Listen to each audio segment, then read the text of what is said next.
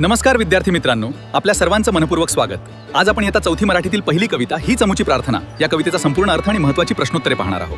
नमस्कार मित्रांनो, आपण पाहत आहोत इयत्ता चौथी बालभारती मराठी नवीन अभ्यासक्रम 2026-27 हीच आमची प्रार्थना या कवितेवरील आपण अर्थ आणि प्रश्नाची उत्तर आपण बघणार आहोत. कविता आहे हीच आमची प्रार्थना या कवितेचा संपूर्ण अर्थ आपण पाहत आहोत. तर ही कविता माणुसकी, प्रेम, समानता आणि सत्य यांचा संदेश देणारी अतिशय सुंदर प्रार्थना आहे. कवी सांगतात की माणसाने नेहमी माणसाशी प्रेमाने, आदराने आणि समानतेने वागावे हीच खरी प्रार्थना आणि जीवनातील सर्वात मोठी शिकवण आहे, असे समीर सावंत कवी म्हणतोय. ध्रुवपदाचा अर्थ आहे बघा. ध्रुवपद हे आहे, हीच अमुची प्रार्थना आणि हेच अमुचे मागणे, माणसाने माणसाशी मानसा समवागणे. मित्रांनो, या ध्रुवपदाचा अर्थ आहे की कवी देवाकडे कोणतीही संपत्ती किंवा सुख मागत नाही. ते फक्त एवढीच प्रार्थना करतात की प्रत्येक माणसाने दुसऱ्या माणसाशी प्रेमाने, समानतेने आणि आदराने वागावे. माणुसकी हा सर्वात मोठा धर्म आहे, असा या ध्रुवपदाचा अर्थ आहे. तर मित्रांनो, या कवितेचा अर्थ तुम्ही लिहून घ्यायचा आहे आपल्या वहीवरती. आपण या पुढील कडवं बघूया. पहिला कडवा आहे, भोवताली दाटला अंधार दुःखाचा जरी, सूर्य सत्याचा उद्या उगवेल आहे खात्री, तोवरी देई आम्हाला काजव्याचे जगणे हीच आमची प्रार्थना आहे. आणि या ओळीचा अर्थ आहे बघा, जगात कितीही दुःख, संकटे किंवा अडचणी आल्या तरी सत्याचा विजय निश्चित होणार आहे.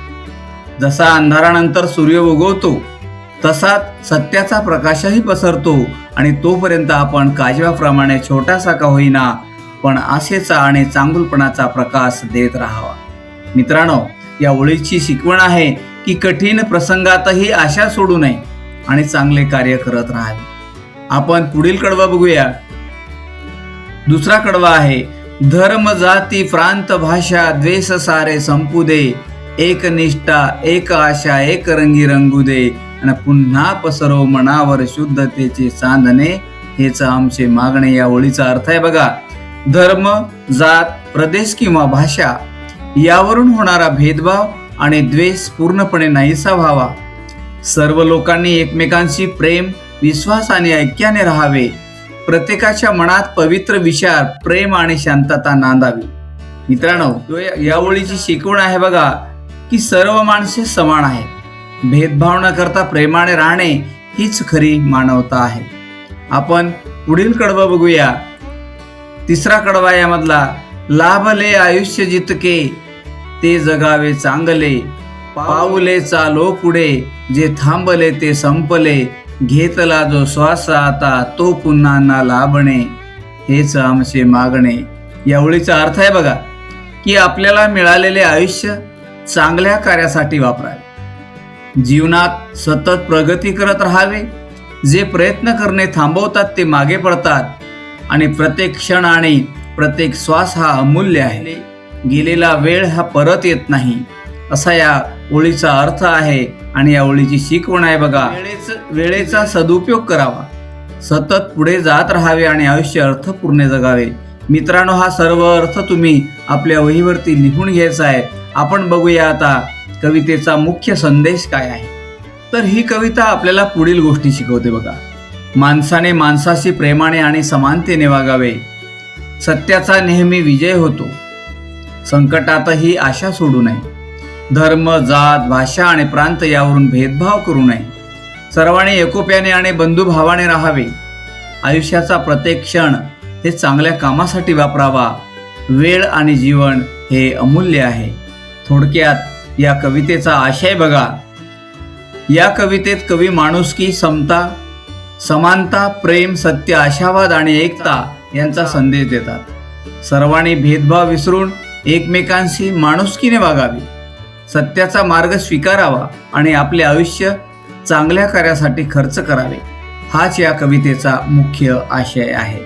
तर हा संपूर्ण आशय आणि अर्थ आपण आपल्या वहीमध्ये लिहून काढायचा आहे. मित्रांनो, आपण बघूया आता प्रश्न आणि उत्तर.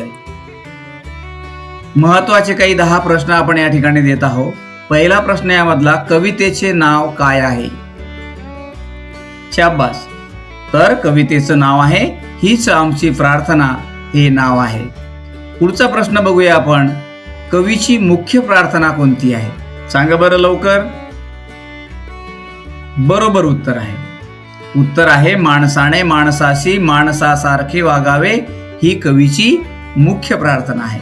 पुढचा प्रश्न बघूया, दुःखाचा अंधार असला तरी कोणता विश्वास कवी व्यक्त करतात?